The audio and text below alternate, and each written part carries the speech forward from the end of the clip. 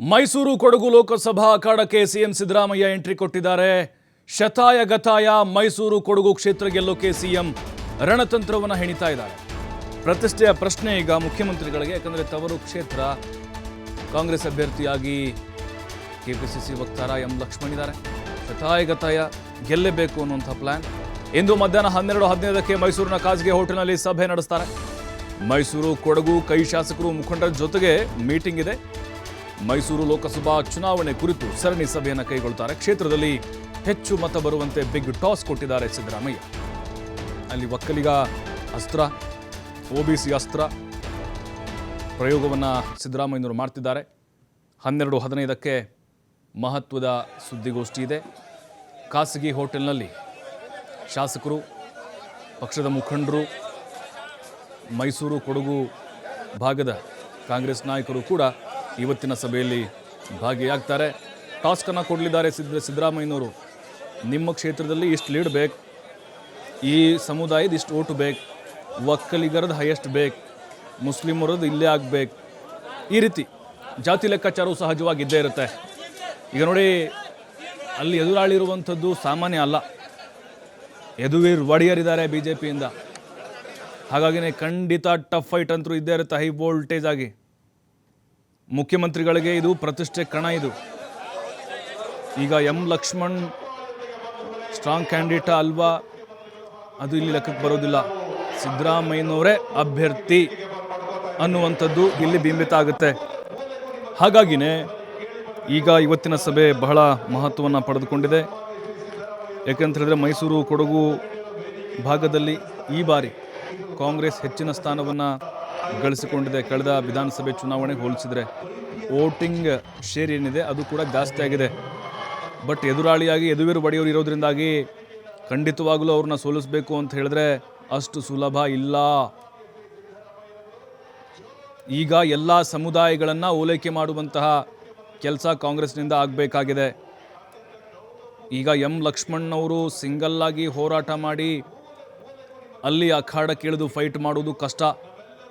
ಸಿದ್ದರಾಮಯ್ಯನವರು ಅವರ ವರ್ಚಸ್ಸು ಅದೆಲ್ಲವೂ ಕೂಡ ಈ ಲೋಕಸಭಾ ಚುನಾವಣಾ ಅಖಾಡಕ್ಕೆ ಮೈಸೂರಿನಲ್ಲಿ ಎಸ್ಪೆಷಲಿ ಬೇಕಾಗುತ್ತೆ. ಹಾಗಾಗಿನೇ ಈಗ ತಮ್ಮ ಶಾಸಕರಿಗೆ ಕೆಲವೊಂದಿಷ್ಟು ಟಾಸ್ಕ್ಗಳನ್ನು ಕೂಡ ಮುಖ್ಯಮಂತ್ರಿಗಳು ನೀಡಲಿದ್ದಾರೆ. ಅದರಲ್ಲೂ ಅತಿ ಹೆಚ್ಚಿನ ಸ್ಥಾನಗಳನ್ನು ಈ ಬಾರಿ ಮೈಸೂರಿನಲ್ಲಿ ಕಾಂಗ್ರೆಸ್ ಶಾಸಕರು ಗೆದ್ದಿದ್ದಾರೆ. ಹೆಚ್ಚಿನ ಮತಗಳನ್ನು ಕಾಂಗ್ರೆಸ್ ಪರವಾಗಿ ಹಾಕುವಂತೆ ಮಾಡಬೇಕು, ಅದರ ಜವಾಬ್ದಾರಿ ನಿಮಗೆ ಕೊಟ್ಟಿದ್ದೀನಿ ನಾನು, ಈ ಸಮುದಾಯದ ಓಟ್ ನಮಗೆ ಬೀಳಬೇಕು ಅಂತ. ಈಗ ಅವರು ಕಾನ್ಫಿಡೆಂಟ್ ಇರೋದು ಒಕ್ಕಲಿಗ ಮತಗಳು. ಎಂ ಲಕ್ಷ್ಮಣ್ಣಿಗ ಒಕ್ಕಲಿಗ ಸಮುದಾಯಕ್ಕೆ ಸೇರಿದಂಥವರು. ಎಂ ಲಕ್ಷ್ಮಣ್ಣು ಆ ಬೇಸು ಅಂದರೆ ಒಕ್ಕಲಿಗ ಬೇಸು ಪ್ಲಸ್ ಒ ಬಿ ಸಿ, ಸಿದ್ದರಾಮಯ್ಯನವರು ಒ ಬಿ ಸಿ, ಈ ಎಲ್ಲ ಮತಗಳ ಲೆಕ್ಕಾಚಾರದಿಂದ ಗೆಲುವಿನ ಹುಮ್ಮಸ್ನಲ್ಲಿದ್ದಾರೆ. ಈಗ ಸಹಜವಾಗಿ ಸಿದ್ದರಾಮಯ್ಯನವ್ರಿಗೆ ಇದು ಒಂದು ರೀತಿಯ ಸವಾಲಿನ ಪ್ರಶ್ನೆ.